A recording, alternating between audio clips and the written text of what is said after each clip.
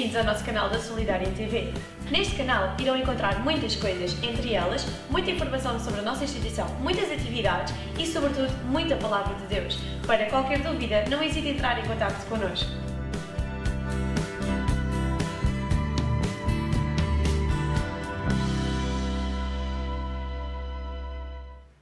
E vamos orar. Pai, no nome de Jesus, queremos agradecer o privilégio que nos dás, agradecer a visita dos nossos irmãos, Senhor, que estão no nosso meio, aqueles que Tu chamaste, resgataste um dia, Senhor, da vã maneira de viver, tal como nos fizestes a nós e nos chamaste à Tua preciosa luz de Jesus. E estamos aqui, Senhor, porque queremos aprender, Senhor, queremos aprender de Ti, porque Tu és manso e humilde de coração, Senhor, e queremos colocar as nossas coroas, as nossas cargas aos Teus pés.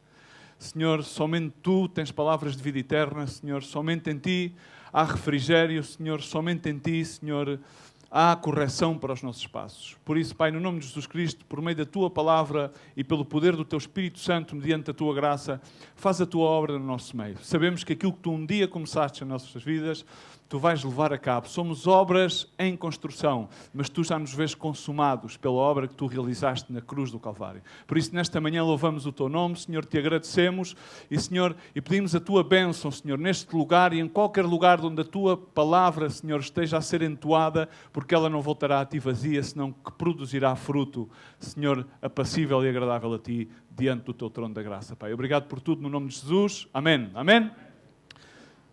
Não tomem assento porque é difícil, podem sentar-se, mas não tomem o assento porque é difícil colocá-lo em estado líquido.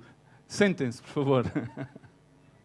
As pessoas costumam dizer, tomem o assento, e eu acho sempre que é um processo físico-químico um bocado complicado, não é? Porque, ou seja, tornar um assento assim em líquido é complicado, não é?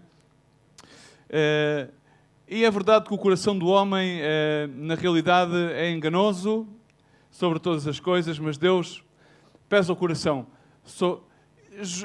O Senhor teve várias... E quando nós queremos... Eu gosto sempre de olhar para o Evangelho, vendo a forma como Jesus, de certa maneira, sendo naquele tempo, contemporaneamente, caminhou com os seus discípulos, ok? Com os seus discípulos, estava só a olhar para o relógio, e todas as palavras de Jesus foram contundentes, são eficazes, mas de certa maneira também foram desprovidas de religiosidade. Foram extremamente simples. Dizer que foram verdade acho que é um plus, porque Ele é a verdade, o caminho, Ele é o caminho, a verdade e a vida, ninguém vai ao Pai senão por meio dEle. Então, definitivamente e contundentemente, todas as palavras ditas por Jesus eram toda a verdade e nada mais que a verdade. Mas o mais impressionante é que todas as palavras de Jesus tinham o poder para transformar as vidas. Podiam muitas vezes não transformar as situações, mas transformavam as vidas mediante as circunstâncias nas quais as pessoas estavam a viver. E uma das coisas que Jesus, quando falou em João 15, e não vou falar sobre João 15, mas eu quero estabelecer algumas verdades bíblicas, teológicas, para que nós possamos entender o teor da mensagem. Ele disse algo que nós temos que entender, e disse aos seus discípulos, quando falava acerca da verdadeira vida, ele dizia que separados de mim nada podeis fazer. Amém? E isso é algo que para nós é extremamente difícil. Não sei se vocês recordam, quando falámos no fim de semana passado, chegámos à conclusão de que um dos maiores problemas do coração do homem é a autossuficiência e a autocomiseração. Que para mim, a autocomiseração é um dos maiores pecados, porque é aquilo que revela o maior orgulho do ser humano. Coitadinho de mim. E as pessoas, às vezes, ainda há bocado estava a trocar algumas impressões por meio destas redes sociais com algumas pessoas sobre as afirmações de uma pessoa que é uma figura pública que fez numa televisão, nomeadamente em Espanha, comparativamente com outras figuras públicas, aos quais não se chega nem sequer aos calcanhares, e que esta pessoa é considerada pela opinião pública como tendo um humor peculiar e como sendo uma pessoa humilde. e na realidade não é nada mais, nada menos do que eu chamaria-lhe em inglês, e quem sabe inglês entende o que é que significa a palavra brat. Não é nada mais, nada menos do que um menino consentido, com uma mente colunada por ideias político-sociais extremamente extravagantes, totalmente inadequadas a qualquer idade contemporânea, que tudo aquilo que afirma as pessoas acham-lhe uma grande piada, inclusive quando o nosso povo é insultado publicamente num espetáculo no qual se está a recaudar fundos para vítimas de um fogo. E as pessoas acham isso muito espetacular quando esta pessoa diz: bom, eu poderia fazer aquilo que quisesse, até dar um traque, e vocês continuariam a aplaudir-me. E isto mostra exatamente, por assim dizer, a arrogância do ser humano, disfarçada de humildade, e o grande orgulho. E isto numa pessoa que definitivamente não tem um Deus a sua vida, mas todas estas coisas também se plasmam naquelas pessoas que confessam que o Senhor Jesus é o seu Senhor e seu Salvador. Amém? Porque, de certa maneira, querem tomar o lugar de Deus e podem e chegam a pensar que podem fazer a obra de Deus para Deus sem Deus. Estamos aqui? E então há várias coisas que os cristãos foram desenvolvendo ao longo do tempo, deixando de ser discípulos e passando a ser cristãos, tal como foram chamados pela primeira vez em Antioquia. Uma das filosofias que existe e que também está bastante colunada no nosso meio é: mostra o teu melhor e esconde o teu pior. E biblicamente está errado, porque Paulo disse: enquanto eu reconheço as minhas debilidades e as minhas fragilidades e as ponho diante do Senhor, então o Senhor faz o quê? Aperfeiçoa-me mediante a sua fortaleza. Amém? Estamos aqui? Então há várias coisas do que nós, num plano evangélico, distorcemos as verdades teológicas e aplicamos a uma vida, que termina por ser uma vida, mediante um coração humanístico, emocional, e então plasmamos uma imagem nossa que não é real. E isto, o que é que quer fazer isto? É trocar aqueles valores que são os valores essenciais, os fundamentos, falámos numa casa assentada sobre a rocha, não é? Que tem que ser bem edificada, e trocar esses fundamentos por fundamentos que na realidade não são bons para as nossas vidas. Tais como ter a nossa própria verdade e sermos tão honestos. Há pessoas que dizem: bom, irmão, é que eu quero abrir-te o meu coração, e então eu digo sempre a verdade, então tenho que dizer aquilo que pensar. Olha, eu realmente não estou muito interessado na tua verdade, ok? Nem naquilo que tu pensas, que provavelmente aquilo que tu pensas vai invadir aquilo que é realmente a verdade e vai ir de encontro àquilo que realmente é edificante. Então, se a tua verdade roça contra aquilo que é verdadeiro e edificante, é melhor não abras o teu coração, porque aquilo que tu vais sacar é lixo acerca de outras pessoas, é lixo acerca daquilo que seja, é melhor que esse lixo realmente tires-o para o lixo, mas não o atires para cima de outras pessoas. Amém? Amém, irmãos? Isto são coisas práticas da vida cristã. Amém? E não só da vida cristã, mas na vida do dia a dia, não é? Então muitas pessoas pensam que a maneira de justificar a sua conduta e os seus pecados é compará-los com os demais. É um método social, televisivo, está plasmado inclusive nestas redes sociais dos Instagrams, dos Twitters, dos Flickrs e Então as pessoas comparam-se umas com as outras. A palavra de Deus ensina-nos: quando vocês estão em comparação, estão sem entendimento. Escrevia Paulo aos Coríntios. Amém? Estamos aqui? Não sei se vocês utilizam Bíblia lá em casa ou costumam... eu penso que sim, que devemos edificar-nos sobre uma base teológica sempre em relação à palavra de Deus. Então, quando nós começamos a comparar-nos, em verdade, uns com os outros, então significa que o nosso entendimento está entenebrecido. Tal como Paulo dizia, estamos a começar a ficar separados da simplicidade que há em Jesus Cristo. Porque Jesus Cristo caminhou de uma forma simples, Jesus Cristo falou de uma forma simples e acessível para que as pessoas pudessem entender.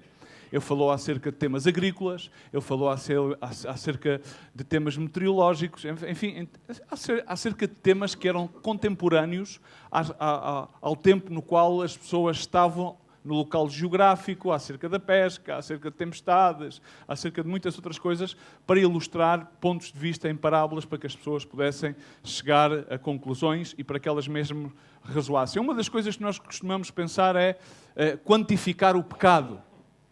E, inclusive, é pensar que não pecamos.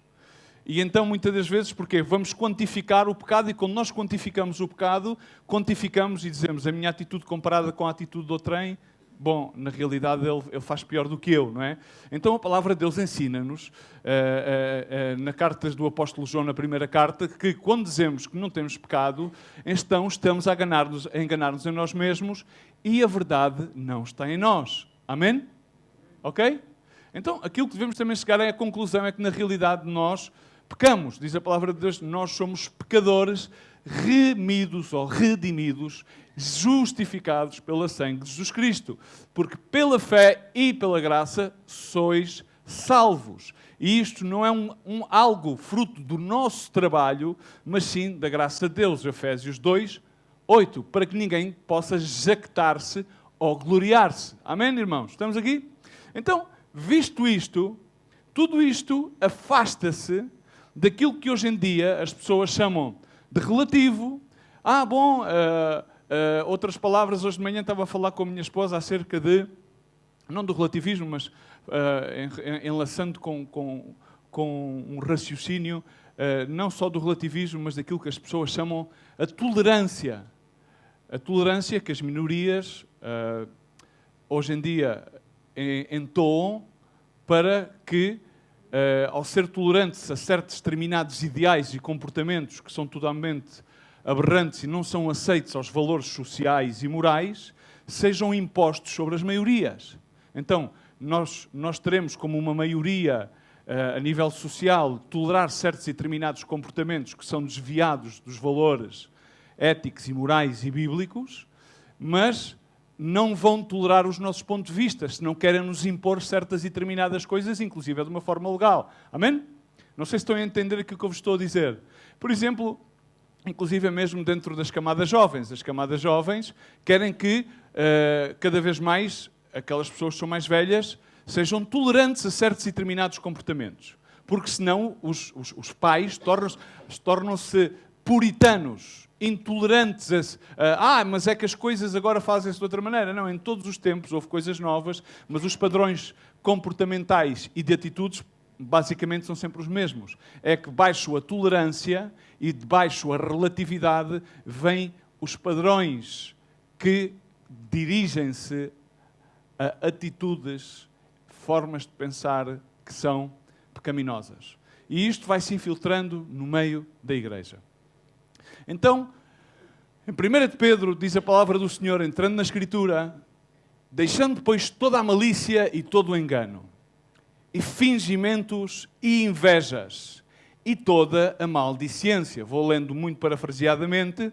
Desejai como meninos recém-nascidos. Um dos grandes importúnios dos discípulos no seu tempo foi quando as crianças chegavam a Jesus e eles disseram, não chateiem o mestre. E o Senhor disse-lhes, deixai que as crianças venham a mim, porque de tais é o reino dos céus. Amém? E disse mais ainda. O que é que ele disse mais? Se não vos tornais como crianças, não entrareis no reino dos céus. Amém? Seguimos o raciocínio? Podemos colocar-nos a pensar? Então, desejai como meninos recém-nascidos o puro leite espiritual, a fim de por ele crescerdes para salvação. Ou seja, crescerdes para salvação. Na salvação, se é que já provastes que o Senhor é bom, se é que já provastes a benevolência de Deus para a tua vida, e esfregando-vos para Ele, que é uma pedra viva, uma pedra viva, que foi rejeitada, na verdade, pelos homens, mas para com Deus ela é eleita e preciosa. Aqui está a estabelecer dois padrões totalmente de valores, dois padrões de vida, dois padrões de visão, que é os padrões humanos e os padrões de Deus. Os homens rejeitam a pedra viva e eleita, a pedra angular, Jesus Cristo, o Verbo feito carne, Deus Pai, Filho e Espírito Santo, Ele que veio revelar o Pai. No entanto, Deus Pai considera preciosa. Ele é a esperança daqueles que não têm esperança. Ele é a salvação daqueles que estão condenados. Ele é a luz daqueles que estão em trevas. Amém? Então aqui começamos a encontrar estes dois tipos de padrões. E encontramos aquelas minorias que dizem, bom, mas é que ele tem que ser tolerante a certas e determinadas coisas, tem que nos permitir certos e determinados padrões. Sim, ele não rejeita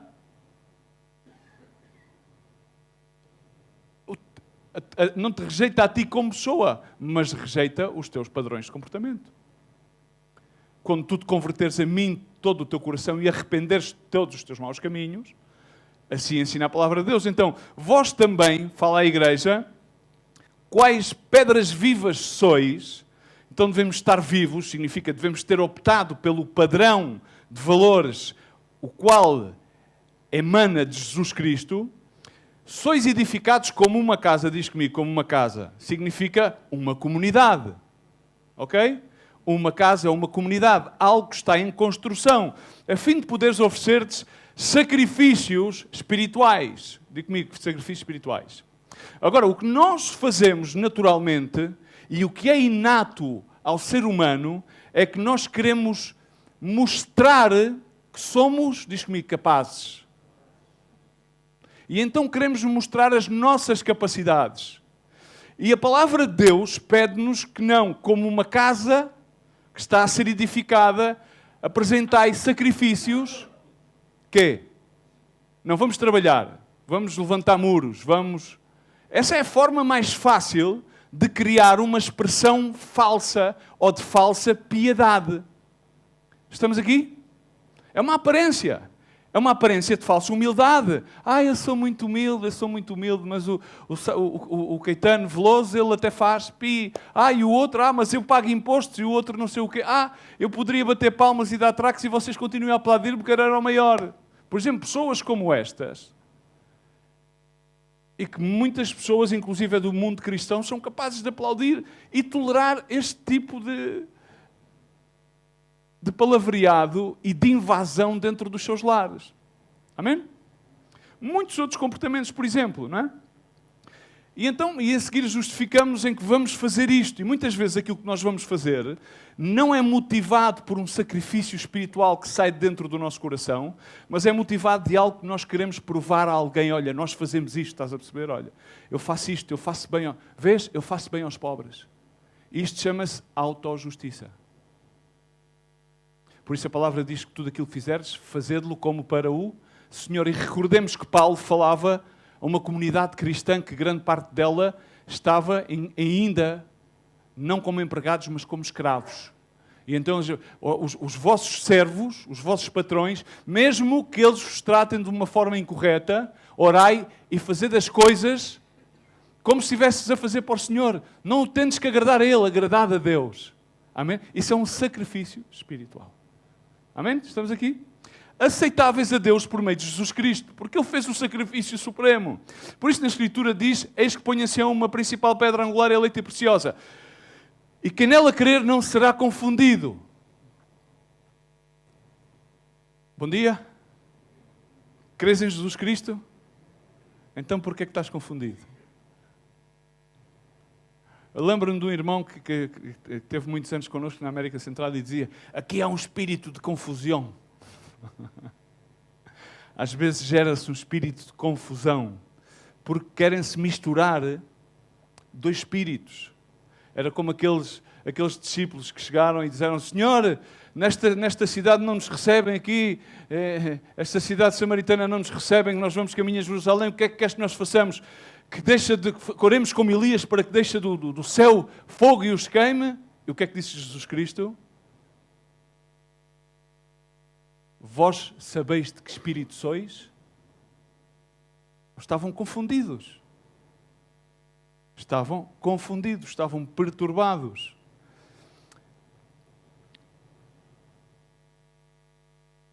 Assim que temos de ter as coisas claras, a visão bem clara. É assim para que vós, os queredes, é preciosidade. Mas para os descrentes, a pedra que os edificadores rejeitaram, esta foi posta como a principal da esquina, é como uma pedra de tropeço, rocha de escândalo, porque tropeçam na palavra. Amém? As pessoas têm tendência a pensar que tropeçam em pessoas que falam a palavra. Bom dia. Muitos irmãos, entre aspas, têm a tendência a pensar, eu tropeço com isto ou tropeço com aquilo. Tu tropeças na palavra.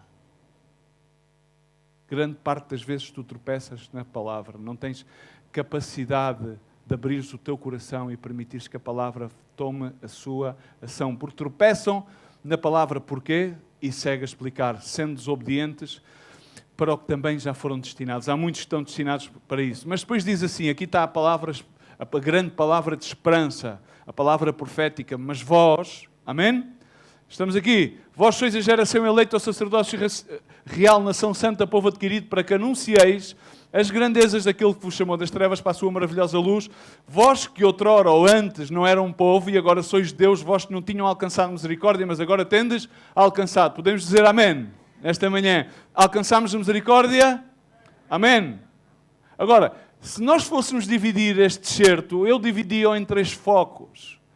Porque aqui o apóstolo está a escrever aos peregrinos que estavam dispersos em Galácia, Capadónia, Ásia e Bitínia. Então, eles diziam, vós, no versos 23, 24 e 25, diz, nós tendo renascido não de semente corruptível, mas de incorruptível pela palavra de Deus, a qual vive e permanece. Começa a dizer isto no versos 23, 24, diz, toda a carne é como a erva e toda a sua glória como a flor da erva. Secou-se a erva, cai a flor, mas a palavra do Senhor permanece para sempre. Amém. Então, focando isto na palavra, vejamos que no verso 1, ele começa a falar em deixar o quê? Malícia. Fala um conjunto de atitudes. Malícia, enganos, fingimentos, invejas e maldicência. Então encaixava estas coisas numa coisa. Atitudes. Há atitudes que há que determinantemente deixar. Amém? Maldicência. Aqui ninguém diz... ninguém diz mal de ninguém, mas não. Ninguém diz mal de ninguém, não é? Hã? É ninguém pensa mal de ninguém, porque uma pessoa para dizer, não sei, eu só queria que vocês me ajudassem, porque às vezes tenho certa dificuldade a expressar-me. Quando nós dizemos alguma coisa, dizemos porquê? Porque somos tolinhos e de repente caiu-se-nos uma palavra e... Dizemos porque pensamos. E pensamos com o quê? Com o coração. E daquilo que abunda no coração sai pela nossa boca. Amém? É ou não é? Então há certas atitudes, por exemplo, a maldicência, não é bom. As invejas. O que é que faz inveja? Porquê é que uma pessoa inveja outra pessoa? Porque está a fazer o quê? Está a comparar-se com ela. E quando uma pessoa se compara com outra pessoa, qual é que é o seu estado espiritual? Qual é? Façam lá um examezinho rápido. Não está contente consigo mesmo. Não está contente consigo mesmo significa não aceita aquilo que ela é aos olhos de Deus. Então é como está a dizer a Deus, Deus, tu enganaste. Como é que tu me podes amar a mim se eu não me aceito a mim mesmo? João 3,16, de tal maneira amou Deus ao mundo que deu o seu Filho unigênito para que todo aquele que nele crê não pereça, não seja condenado, se não tenha vida eterna. Então uma pessoa, quando está nesses sentimentos, que são atitudes, o que é que acontece? O que é que acontece? Enganoso é o coração mais todas as coisas. O seu coração está cheio de emoções conturbadas e está a fazer o quê? Está a comparar-se com os demais porque não está conforme a ela mesma, e quando não está conforme a ela mesma, como diz a palavra de Deus, sede somente conformes a Cristo Jesus. E se nós fomos criados à imagem e semelhança de Deus, quando não estamos conformes a nós mesmos, o que é que estamos a dizer? Senhor, não estou conforme a Ti. Estamos aqui?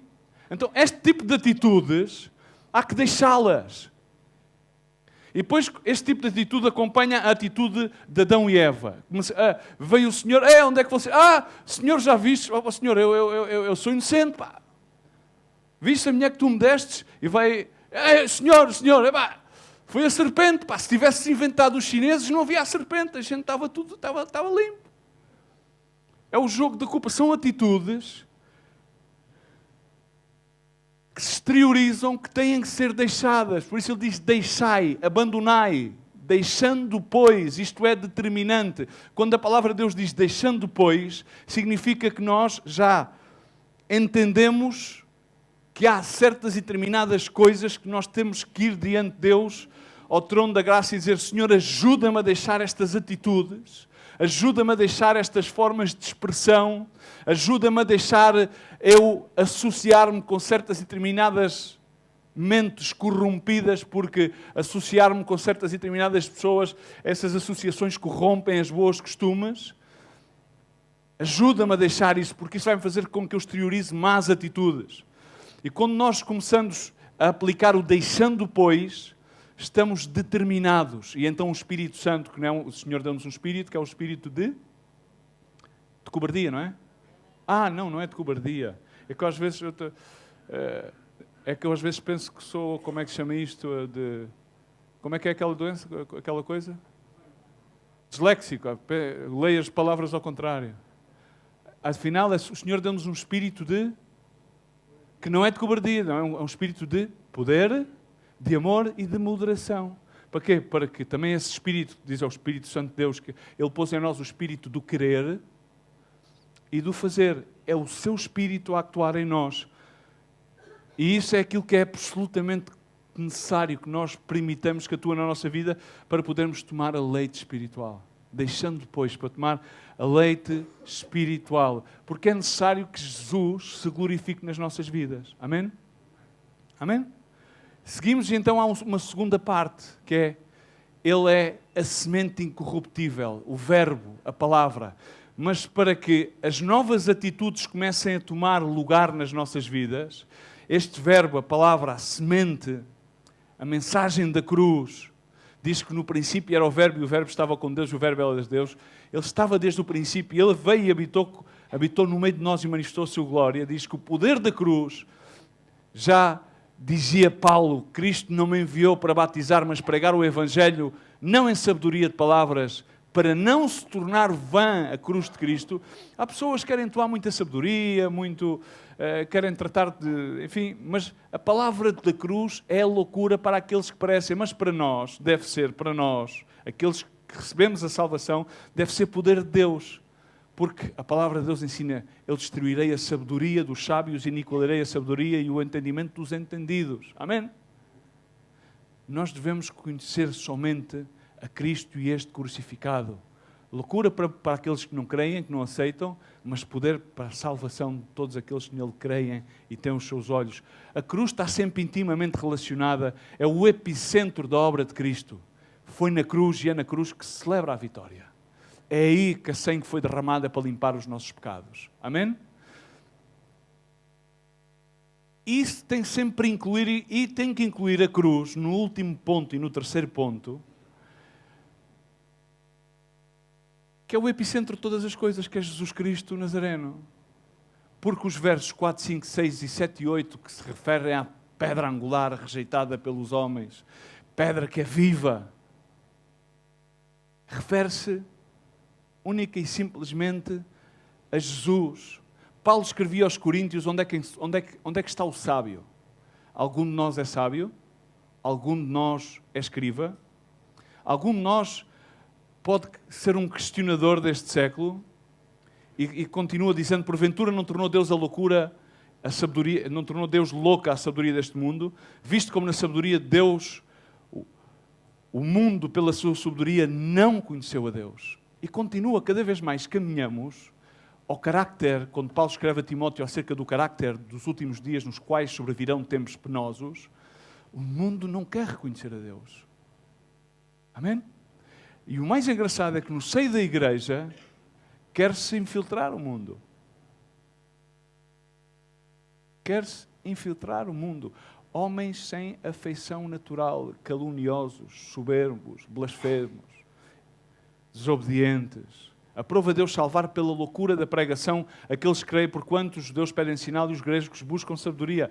Agora, nós temos que pregar, como dizia Paulo, a Cristo crucificado, que é escândalo para os judeus, loucura para os gregos naquela altura, mas para os que são chamados, tanto judeus como gregos, Cristo é poder de Deus, sabedoria de Deus, porque a loucura de Deus é mais sábia que a dos homens e a fraqueza de Deus é maior e mais forte que a dos homens. Amém?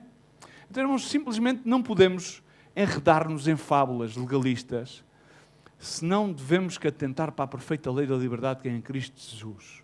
Jesus diz que ele, em Mateus 5, no Sermão do Monte, ele diz que eu não vim destruir a lei nem os profetas, mas vim cumprir.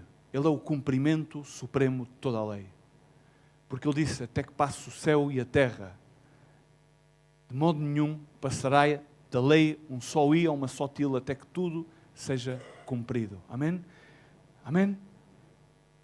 E Paulo, quando escreve aqui a Timóteo, em 1 Timóteo capítulo 1, no final do verso 3, diz, como te roguei quando parti para a Macedónia, que ficasses em Éfeso, para advertires a alguns que não ensinassem doutrina diversa, nem se preocupassem com fábulas ou genealogias intermináveis, pois tudo isso produz antes discussões que edificação para com Deus que se funda na fé. Amém? E vê-se como cada dia mais as pessoas discutem por isto, discutem por outro, não encontram pontos de consenso, mas encontram pontos, ao contrário, de dissensão. Não é? Já pensaste, quando te sentas com alguma pessoa, apesar que possas ter um ponto de vista ou um ponto de análise diferente, quantas vezes é que chegas a consenso? Já pensaste? Mesmo às vezes a estudar as Escrituras, por exemplo. Nós devemos ser construidores de pontes, devemos ser edificadores do templo. O edificador do templo tem que buscar o consenso, sem que isso possa, de alguma maneira, fazer que possamos deturpar a verdade. Não se pode deturpar, mas há possibilidades de consenso. Amém? Há possibilidades de consenso. Para isso não temos que voltar-nos a fábulas, nem a discussões despropositadas. Temos que rejeitar aquilo que é vão, rejeitar as tradições, rejeitar tudo aquilo que nos cativa, rejeitar as culturas. Culturas há muitas. Jesus só há um. Amém? Há muitas culturas. Obviamente não podemos, definitivamente, cada um de nós, no lugar onde Deus permitiu que nascêssemos, defender a cultura desse lugar, porque Deus foi aquele que, de alguma maneira, também imprimiu as culturas, permitiu que essas culturas existissem e imprime-lhes um DNA, e a cultura é aquilo que define um povo. Amém? O povo hebraico é definido pela sua própria cultura, e o DNA, o maior DNA de evidência da cultura hebraica é exatamente Jesus Cristo. Por isso Paulo escrevia aos Colossenses, tenham cuidado que ninguém vos faça presa sua por meio de filosofias vãs, segundo a tradição dos homens e segundo os rudimentos no mundo e não segundo a Cristo. Como quer dizer, andai segundo Cristo Jesus, porque é nele que habita corporalmente toda a plenitude e deidade. Mas em 1 Pedro, no verso 5, diz, vós sois pedras vivas, edificados como casa espiritual. Agora o que eu perguntaria é se estamos a ser edificados por Ele, nele e com Ele. Pessoalmente, creio que muitas das vezes temos a tendência de querermos fazer as coisas nele, com Ele, mas por nós. Não sei se me percebes.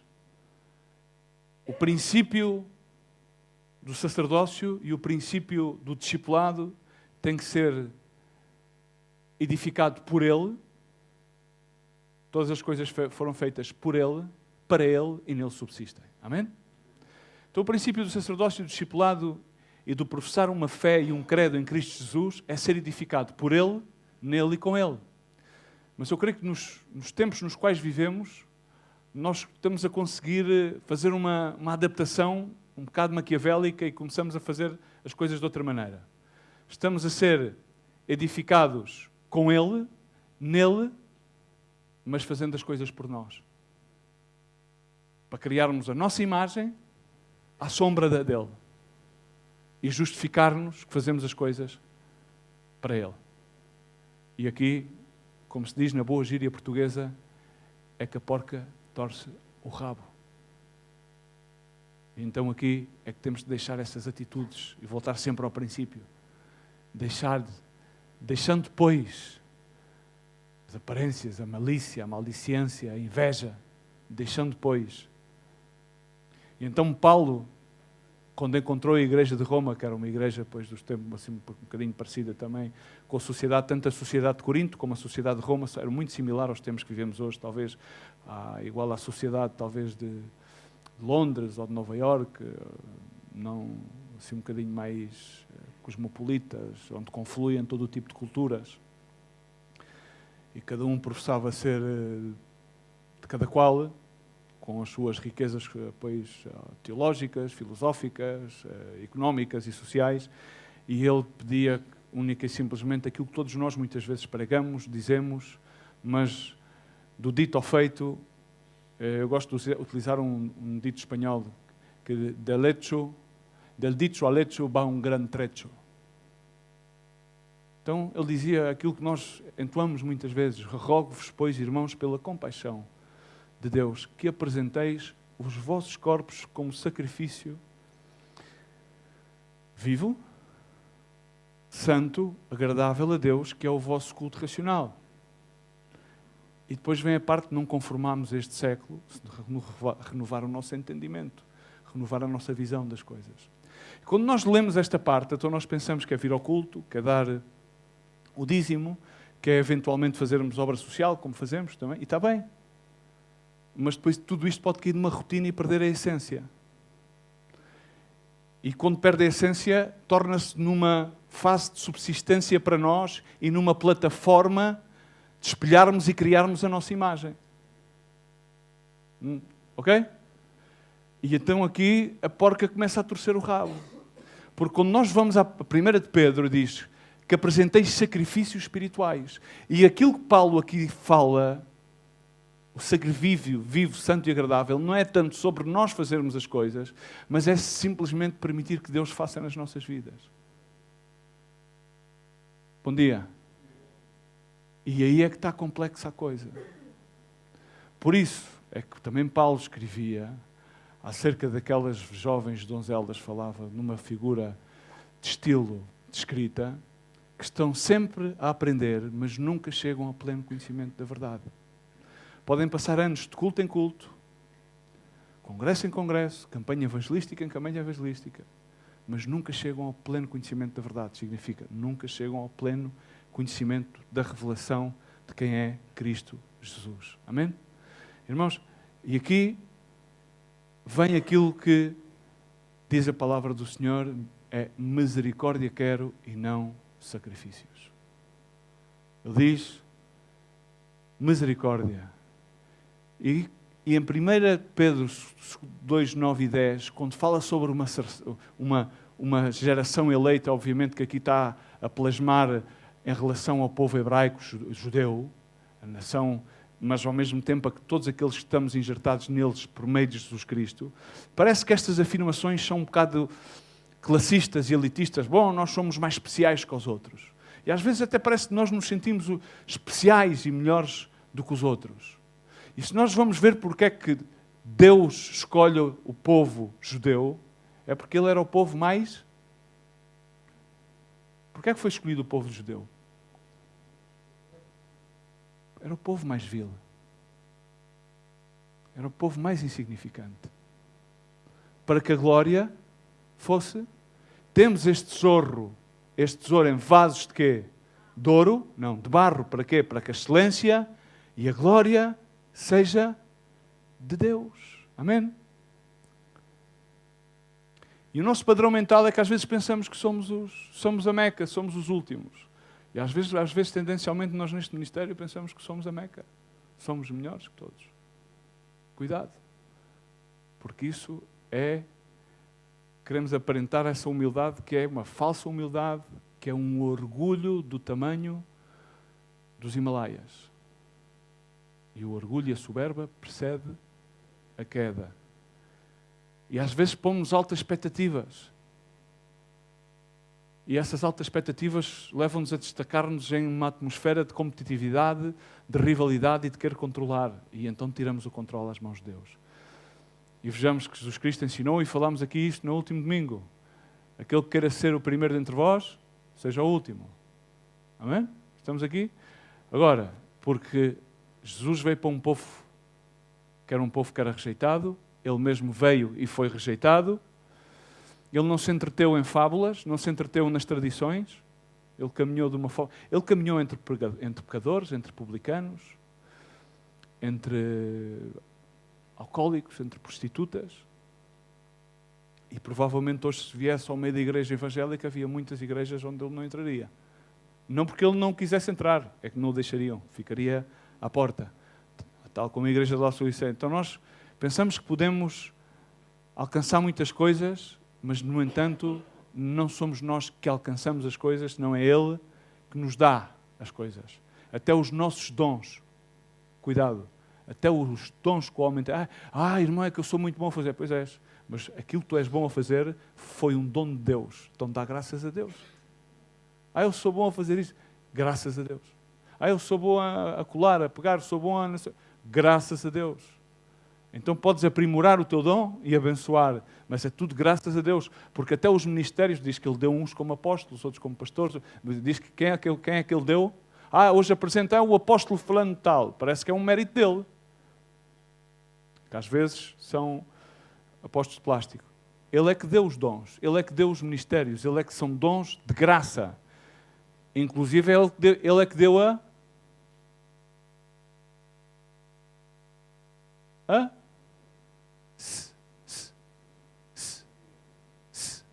salvação, não foi?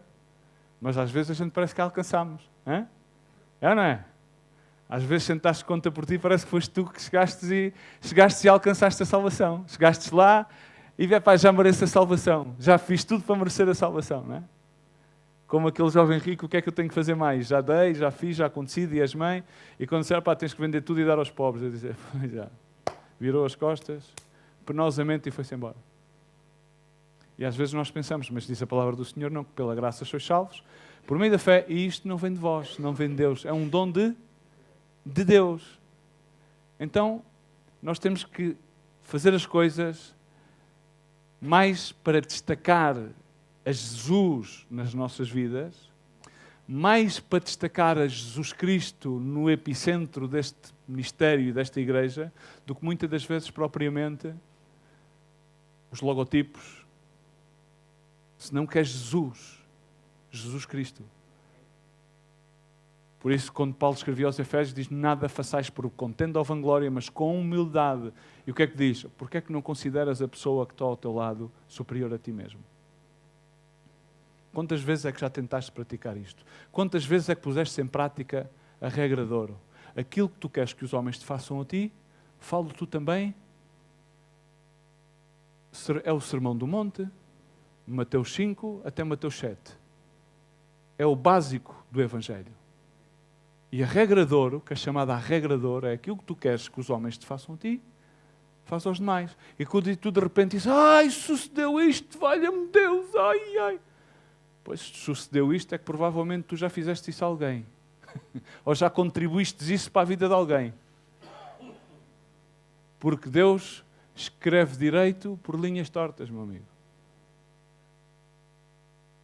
E não olhe cada um somente para o que é seu, mas também cada qual para o que é dos outros, tendo em vós aquele sentimento que houve escrito em Filipenses, também em Cristo Jesus, o qual, subsistindo em forma de Deus, não considerou ser igual a Deus como aquilo a qual se devia aferrar-se, não que fez o que esvaziou-se a si mesmo, tomando forma de servo, tornou-se semelhante aos homens e, achando-se em forma de homem, fez o quê?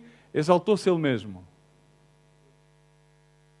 Humilhou-se ele mesmo, pelo qual também Deus exaltou soberanamente e lhe deu o nome que é sobre todo o mundo. Esta parte nós já sabemos, não é? Ao qual todo o nome, toda a língua confessa que Jesus Cristo é. Amém? Amém? Mas porquê é que nós não começamos a aprender a ter o mesmo sentimento que teve Jesus? Porque isso é pôr em prática o primeiro ponto da mensagem de Pedro. Deixando, pois, estas atitudes, anelando tomar a leite espiritual, pondo os olhos na cruz. E agora, quando nós vamos, por exemplo, todas as coisas que nós sabemos tantas coisas do Evangelho, e o problema é saber e não fazer. Todos vocês conhecem a história de Zaqueu, não conhecem? Conhecem toda a história de Zaqueu. Zaqueu era um homem com estatura baixa. Sabem qual é que para mim é a figura de Zaqueu? Zaqueu era o quê? Um cobrador de impostos, não é? Não era muito querido pelos fariseus naquela altura, não era? Era um chefe dos publicanos. Mas Zaqueu fez algo no fim que foi tremendo. Zaqueu era uma figura de um crente ou de uma igreja raquítica. Mas pelo menos tinha uma grande virtude, é que ele reconheceu que era de estatura baixa. E não tratou de pôr-se um andarilho para fazer salto. Não tratou de criar uma falsa imagem dele mesmo. Ou seja, ele era o que era. Não escondia, ia cobrar, e enriqueceu e prosperou. Mas nele havia uma ansiedade. Ele sabia que aquilo que estava a fazer como usureiro era errado. Ele conhecia a lei perfeitamente. Perfeitamente. Mas ele ouviu que um dia passava Jesus por ali. E que ele não tinha estatura, ele não conseguia passar sobre a multidão. E sabia que ali nenhuma das artimanhas, nem nenhum do dinheiro que ele tinha, podia valer-lhe para ele passar. Então subiu àquela árvore de sicômoro. Mas ele nem sequer foi preciso que ele chamasse a Jesus. Porque, para mim, o mais impactante na história de Zaqueu mostra exatamente o coração de Jesus. É que o coração de Jesus, quando vê que tu não crias uma imagem, tu não precisas de chamar por ele, porque ele vê a angústia da necessidade da mudança que há em ti e é ele quem chama por ti. E ele chamou Zaqueu. Porque ele queria, Zaqueu queria. E ele ali parou-se e teve-se no meio daquela multidão para ter o trabalho de ficar mal visto, porque depois começaram a criticá-lo. Como é que Jesus entra na casa daquele pecador? E ele entrou na casa de Zaqueu e assim que entrou, não lhe precisou de predicar nenhuma pregação com 45 minutos, nem 50, nem uma hora. Não lhe precisou de ler a escola dominical, porque automaticamente na presença de Deus, Zaqueu, com a sua estatura baixa, e isto não é em relação a estaturas, não é em relação a centímetros ou metros, mas é em relação à condição humana, ao enganoso que existe no coração, às atitudes que necessitam de ser mudadas, ao impedir que a visão de Deus se estabeleça na tua vida, ao estar em comparação, ao estar em estado de mediocridade e não estar em estado de excelência. O que eu te quero dizer é que, para incrível que pareça, Zaqueu, por mais medíocre que aparentemente parecesse pelas suas atitudes, ele estava num estado de excelência. E sabes qual é que era o estado de excelência? É que ele estava, como se diz na gíria popular, estava em ponto repousado. E isso foi aquilo que fez com que Jesus parasse e dissesse: é-me necessário que hoje eu pôs em tua casa. Significa, é necessário que eu hoje entre dentro da tua vida. Entre a cear contigo e te transforme. E isso fez toda a diferença. Quando ele entra na casa de Zaqueu, que era uma casa, bom, definitivamente seria muito melhor e maior do que os demais, porque ele era um cobrador de impostos, tinha meios, era um homem com possibilidades, ok? Automaticamente, Zaqueu conhecia a lei, reportou-se à lei de Levítico, que fazia com que ele devolvesse, e ele disse, sem que Jesus lhe dissesse nada, porque a Escritura não relata que Jesus lhe apontasse nada, ou lhe dissesse: é necessário que te arrependas, é necessário que não sei o quê dos teus atos, é necessário arrepende geração de víboras, ou arrepende... Não lhe disse nada, ele automaticamente refuta-se à lei de Levítico e retorna 400%, de acordo à lei de Levítico, aquilo que ele tinha defraudado e deu e entregou mais aos pobres. Ele ficou, literalmente, sabes com o quê? Sem nada. E Jesus congratulou porque disse: hoje veio a salvação a esta casa. Amém. Hoje veio a salvação a esta carta. Refutando a lei de Levítico, está escrito em Levítico 5,16. Somou a lei dos 400%. Foi o amor de Jesus que transformou aquele coração. Mas aquele coração já estava em ponto repousado. não estava em mediocridade, estava em excelência. Por isso, meu irmão, se muitas das vezes tu podes considerar-te, ou podes às vezes pensar que estás em mediocridade quando estás em comparações, em fingimentos, quando estás numa plataforma de não querer deixar certas e determinadas atitudes. Até eu quero-te convidar a que passes a estar em excelência como Zaqueu, a reconheceres em ti aquilo que tu necessitas, que é Jesus Cristo. Isso foi o que fez Zaqueu. Zaqueu subiu, não podia. Provavelmente tu pensas que há muitas coisas que te impedem, mas nada te impede de teres um encontro derradeiro com aquele que transforma os corações, aquele que transforma a vida, aquele que transforma o rancor em perdão, aquele que transforma a amargura em alegria. E foi aquilo que aconteceu na vida de Zaqueu. Paulo escreveu: eu, irmãos, fui ter convosco, anunciando-vos o testemunho de Deus, e não o fiz com sublimidade de palavras ou de sabedoria, porque nada me propus saber entre vós, senão a Jesus Cristo e este crucificado. Eu nesta manhã quero convidar-te a que tu possas fechar os teus olhos por um momento e analisares quanto tempo perdes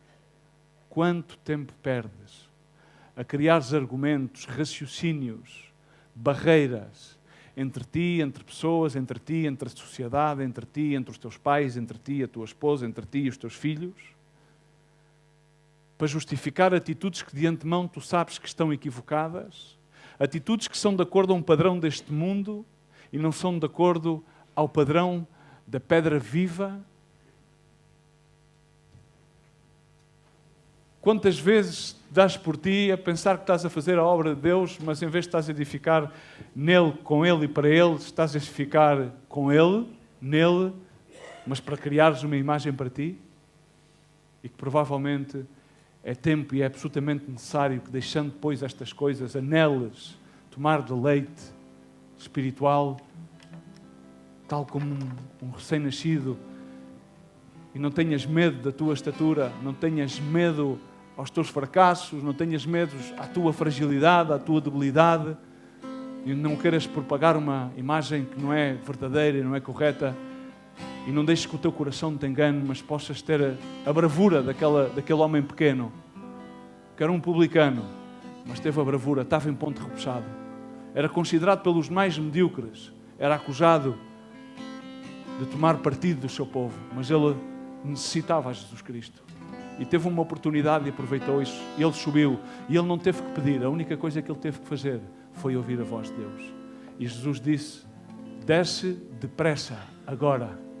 E Jesus está a dizer: desce depressa. Desce dos teus argumentos, desce do teu passado, desce das tuas angústias, desce das tuas acusações, desce da tua amargura, desce da tua autocomiseração, desce da tua soberba, desce do teu orgulho, desce de tudo aquilo que são consideradas águas passadas, porque é necessário que eu pose na tua casa. É necessário que a minha salvação chegue a ti. É necessário que a redenção do meu sangue na cruz do Calvário te alcance. E se nesta manhã tu queres aceitar essa mensagem de Jesus para a tua vida, eu quero convidar-te a que tu possas, aí onde estás, colocar-te de pé e possamos orar juntos para que o sangue de Cristo, que tem poder, é eficaz, e para que a sua palavra possa encontrar lugar no teu coração e tu possas sair daqui esta manhã desafiado que no poder do Espírito Santo de Deus